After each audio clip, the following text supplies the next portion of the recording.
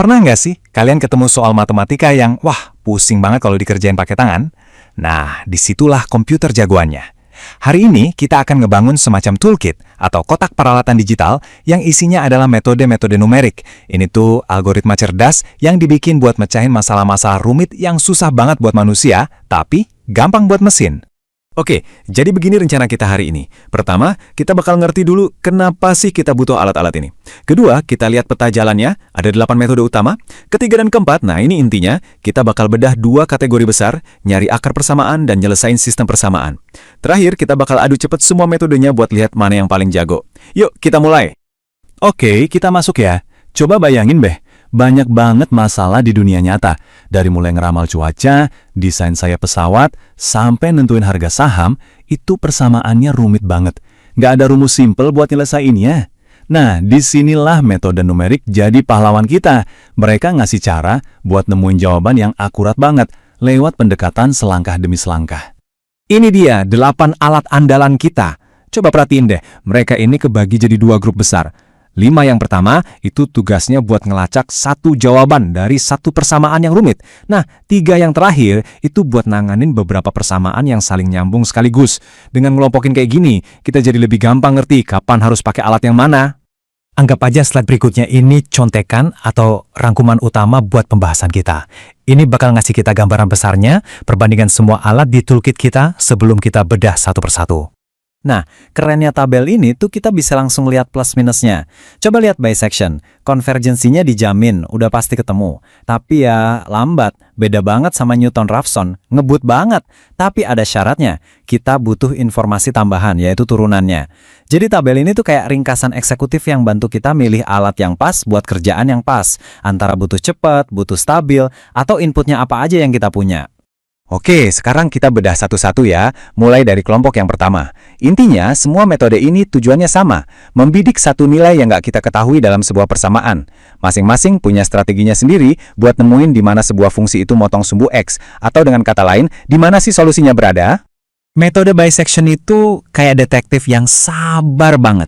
Bayangin solusinya itu ada di dalam satu ruangan.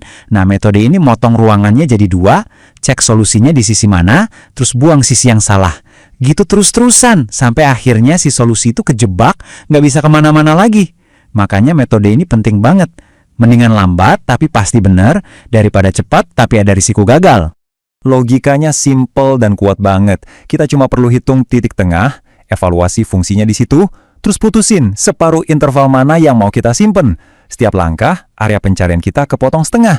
Ini yang bikin dia sangat metodis dan dijamin anti gagal. Kalau bisection tadi kayak motong buta di tengah, nah regula falsi ini versi pinternya. Dia nggak asal motong, tapi dia lihat dulu nilai di ujung-ujungnya, terus narik garis lurus buat nebak kira-kira akarnya di mana. Jelas, ini seringkali jauh lebih cepat nemuin jawabannya. Nah, ini dia, si raja kecepatan Newton-Raphson. Metode ini nggak jalan, tapi lompat. Hasilnya, luar biasa cepat. Bayangin, jumlah angka di belakang koma yang benar itu bisa berlipat ganda setiap langkahnya. Dari 2 digit, jadi 4, jadi 8, gitu terus. Tapi, ada tapinya, ada syaratnya. Kita harus bisa ngitung turunan, alias kemiringan kurvanya, buat tahu harus lompat ke arah mana.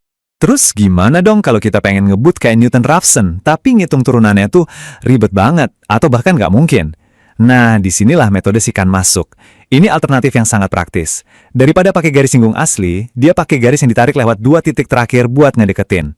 Hasilnya, kita dapat kecepatan yang hampir sama kencengnya tanpa pusing-pusing ngurusin kalkulus. Metode yang satu ini pendekatannya agak beda. Dia mengubah masalahnya. Dari yang tadinya cari di mana fx sama dengan 0, jadi cari titik di mana x sama dengan gx. Jadi, kita harus utak-atik dulu persamaannya. Dan ini bagian paling pentingnya.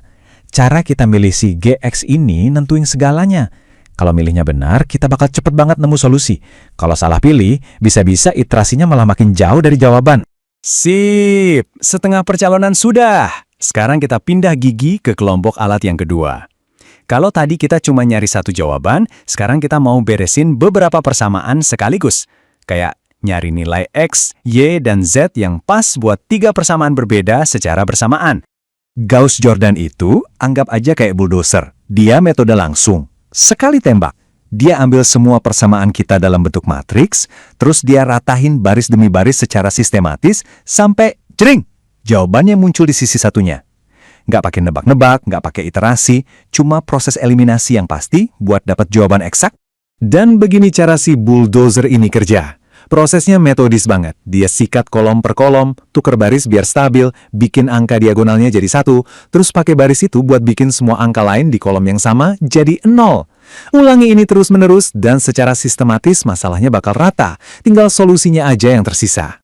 Beda sama Gauss-Jordan yang sekali jadi, Jacobi dan Gauss-Seidel ini mainnya iterasi.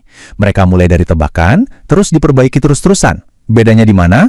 Gini, bayangin kita lagi nyusun puzzle bareng-bareng. Metode Jacobi itu, semua orang ngerjain bagiannya sendiri-sendiri berdasarkan gambar dari ronde sebelumnya, baru di akhir digabungin. Kalau Gauss-Seidel lebih gercep. Begitu satu orang selesai, hasilnya langsung dikasih ke sebelahnya buat dipakai saat itu juga. Nah, karena update-nya instan ini, Gauss-Seidel biasanya jauh lebih cepat. Jadi, kita udah lihat semua peralatannya, ujung-ujungnya gimana? Milih metode yang tepat itu persis kayak milih mobil buat balapan. Mobil yang paling kenceng di trek lurus belum tentu jadi pemenang di trek yang berkelok-kelok dan penuh tantangan. Semuanya balik lagi ke masalah yang kita hadapi. Dan grafis ini nunjukin perbandingannya dengan jelas banget.